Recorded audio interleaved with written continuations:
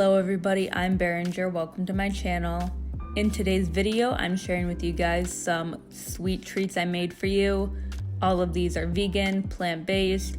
I kept these bad boys healthy, easy to make, anyone can do it, there's no baking involved. And we stuck with the chocolate theme for this video. Let's get right into it. Our first step for these chocolate recipes is to make some chocolate. I'm going to show you guys two ways to do it. The first version, which is a little bit easier, we start out with some coconut oil and we are going to melt it in the microwave. I love the Trader Joe's refined coconut oil. If you get refined, it doesn't taste so much like coconut oil. It doesn't really have a taste. I pop that in the microwave for 30-second intervals. You want it melted but not boiling. I measured out a cup into my bowl. I added some agave. Agave is my sweetener of choice. You can use honey, you can use coconut sugar, you can use maple syrup, whatever you want. I'm trying to whisk it together. It didn't really want to come together. I'm adding half a cup of unsweetened raw cacao powder and adding a little bit more as needed to thicken it up.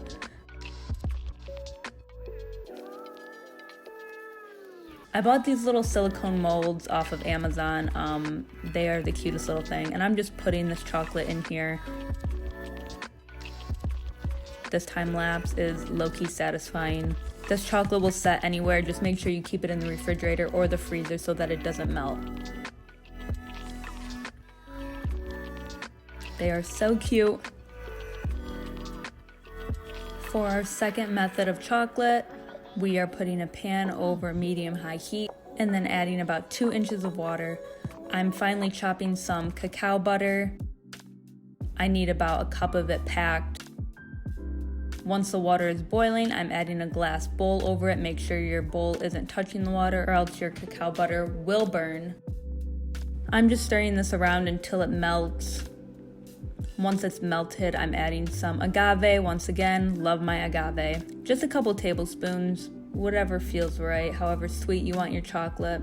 Whisking it around, and once everything's melted, taking it off the heat, letting it cool just a tiny bit before adding another half a cup of raw cacao powder. Whisking that together and adding a tiny bit more as needed until it thickens. This chocolate is the chocolate I use for our next 3 recipes. Now we get into the fun stuff. These are chocolate walnut butter dates. I'm starting out with toasting 3 cups of walnuts. You don't have to toast these. I just like the little toasted flavor it gives. I toasted these in an oven at 375 degrees for about 8 to 10 minutes. Watch them so they don't burn. In a food processor, I'm adding the 3 cups of walnuts. You can also use a blender. We are making our own nut butter. You don't have to make your own nut butter. You can use whatever nut butter you'd like. I'm processing these on low, scraping down the sides as needed.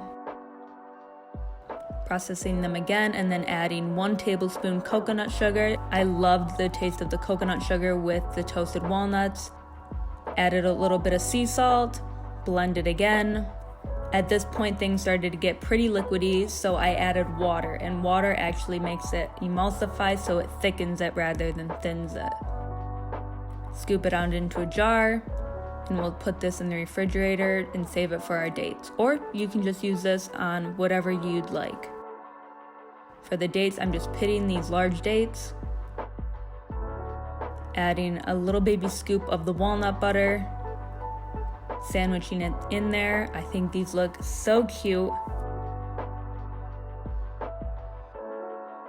And then we are taking some of our melted chocolate, drizzling that over our dates, and adding a tiny little bit of sea salt on top. I love to use the large flaky sea salt. Gives it a little bit of character. She's cute, she's hot. Alright, next one. We have some banana chocolate almond butter popsicles. Starting out by peeling 3 bananas, cutting them in half. You could use a full one if you'd like. I thought the half looked pretty cute. I used a popsicle stick so that they'd be easier to hold.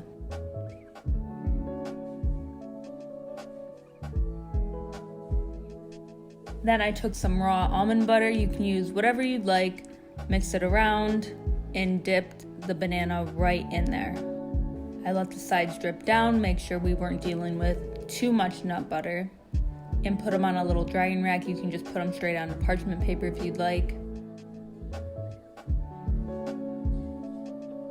I set these in the freezer, prepared our chocolate, and I put the chocolate in a mug so it would be super easy to just dip the bananas in there. Because the bananas were cold, this really helped the chocolate to set super fast. I tried sprinkling some sea salt on top. The bananas were not having it, so I added a little bit more chocolate and added sea salt right there before it set again. After trying these, I really do recommend having the salt on the bananas. It really brings out the flavor. And I just kept mine in the freezer. Okay, low-key, these samoas were definitely my favorite out of all of the recipes. In a food processor, we're adding 1 cup of coconut shreds and a half a cup of dates, blending those, combining them all together. You kind of want it to look like this. Then I'm just rolling them into little balls, pressing them down into a cookie shape. You can make them whatever size you want. This size made me about 12 cookies.